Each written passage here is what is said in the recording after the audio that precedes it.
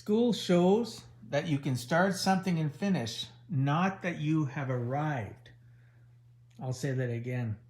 School does not mean that you have arrived. I have so many people in my life that have been successful with school, so many people that have been successful without school. But just because you decide to go to college or university or some trade school, or take a trade or whatever, doesn't mean that you're going to be successful. It takes tenacity, it takes action. All school teaches is that you have the capability to learn. I've been saying that for years, and that actually came up today in Tony's podcast in the 365 Driven Society. I was listening to it, and he talked about the fact that school doesn't mean that you've arrived. And he's so correct. I've been saying this to people for the last 30 plus years as an entrepreneur, and I've been laughed at, I've been chuckled at. Some people applaud it. You get a variety of emotions from people in regards to what school does for people. So, as an employer, as a person that's hired people, when I looked at their resume, I looked at so much more than just their education, because education doesn't mean that, you've arrived. It doesn't mean that you're smarter than the person that doesn't have education. It taught me, and it teaches many people in the employment world that you have the ability to work hard, that you're willing to sacrifice and invest time to get to an end result.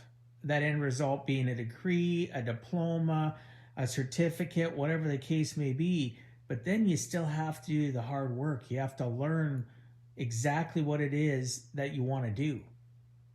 You heard me right. School will teach you how to learn. It'll teach you how to apply yourself, but it doesn't necessarily, here's a scalpel, start cutting people open. That doesn't work. Even a person that graduates with a medical degree, or like my daughter who graduated and is now an RN, she still is continuing to learn. School taught her a lot, but she learned most of her work ethic through the practical work of being a nurse while she was going to nursing school.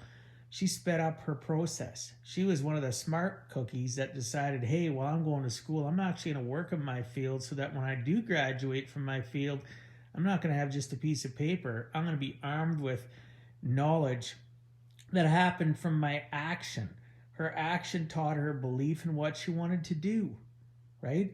And then she was tenacious about it and continued forward. Are you that way? Are you somebody that's thinking of going to school? Maybe you're in school or you've left school. Did you actually just know it all? Or did you have to actually put boots to the ground and learn what it is that you wanted to do? Honestly, there's no other way to do it.